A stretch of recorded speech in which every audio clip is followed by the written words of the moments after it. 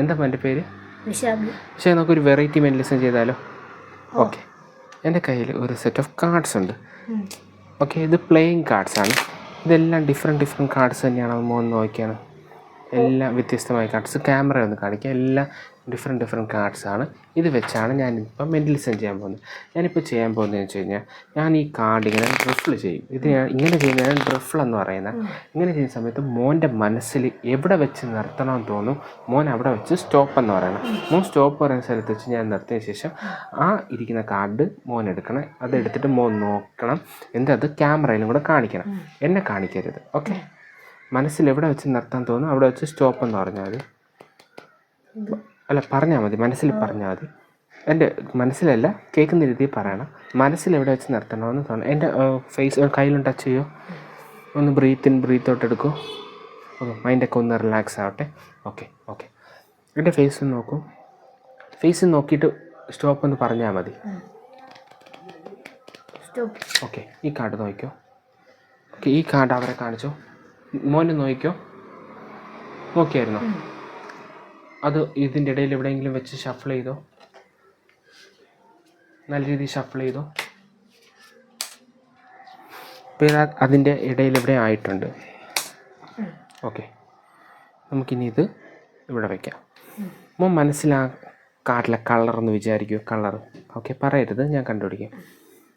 മോന് കിട്ടിയത് ഒരു ചുവപ്പ് കളർ കാർഡാണെങ്കിൽ യെസ് എന്ന് പറയാം. ഓക്കെ, അതിലെ സിമ്പലൊന്ന് വിചാരിച്ചോന്നെ. സിമ്പൽ 4 ടൈപ്പ് സിമ്പലാണ് വരുന്ന. ക്ലബ്സ് വരും, സ്പേഡ് വരും, ഹാർട്ട് വരും, ഡയമണ്ട് വരും. മോന് കിട്ടിയ ചുവപ്പ് കളർ കാർഡിൻ്റെ ഒന്നിൽ ഡയമണ്ട് അല്ലെങ്കിൽ ഹാർട്ടായിരിക്കും. ഞാൻ പറയുന്നത് മോന് കിട്ടിയ കാർഡിലെ കളറ് ഡയമണ്ട് അല്ല, ഹാർട്ടാണ്. ഓക്കെ, മോന് കിട്ടിയ കാർഡിലെ ആ നമ്പരൊന്ന് മനസ്സിൽ വിചാരിക്കും. ഓക്കെ, എൻ്റെ കയ്യിലൊന്ന് ടച്ച് ചെയ്യൂ. 1 2 3 4 5 6 7 8 9 10. ഓക്കെ, മോന് കിട്ടിയ കാർഡിലെ നമ്പർ 5ന് മുകളിൽ വരുന്ന ഏതോ ഒരു നമ്പറാണ്. അപ്പോൾ 6 ആവാം, 7 ആവാം, 8 ആവാം, 9 ആവാം, 10 ആവാം അല്ലേ? ഓക്കെ, ആ നമ്പർ മാത്രം ചുണ്ടനങ്ങാതെ മനസ്സിലൊന്ന് പറയൂ. 5 6 7 8 9 10. മോന് കിട്ടിയത് 7 അല്ലേ? 7 ഹാർട്ട് ചുവപ്പ് കളർ. ഓക്കെ, ഇതെനിക്ക് നേരത്തെ അറിയാമായിരുന്നു എന്ന് പറഞ്ഞാൽ മോന് വിശ്വസിക്കാൻ പറ്റും. ഇതെല്ലാം ചെയ്യുന്നതിന് മുമ്പ് എനിക്ക് മുൻകൂട്ടി അറിയാൻ പറ്റുമെന്ന് വിശ്വസിക്കുമോ?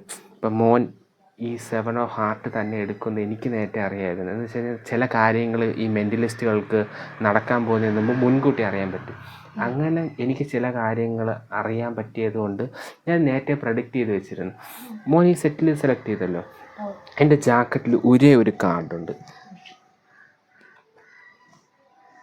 ഇത് ഞാൻ നേരത്തെ മുൻകൂട്ടി പ്രഡിക്റ്റ് ചെയ്ത് വെച്ച 7 ഓഫ് ഹാർട്ട്സ്, റെഡ് കളറ്. മോൻ ഇത് തന്നെ സെലക്ട് ചെയ്യുമെന്ന് എനിക്ക് നേരത്തെ അറിയായിരുന്നു. അതുകൊണ്ട് ഞാൻ ഇത് ജാക്കറ്റിൽ വേറെ ഒരു കാർഡും ഇല്ല, ഈ ഒരു ഒറ്റ കാർഡ് മാത്രമേ ഉള്ളൂ. വേറെ ഒരിടത്ത് ഹൈഡ് ചെയ്ത് വെച്ചിട്ടില്ല.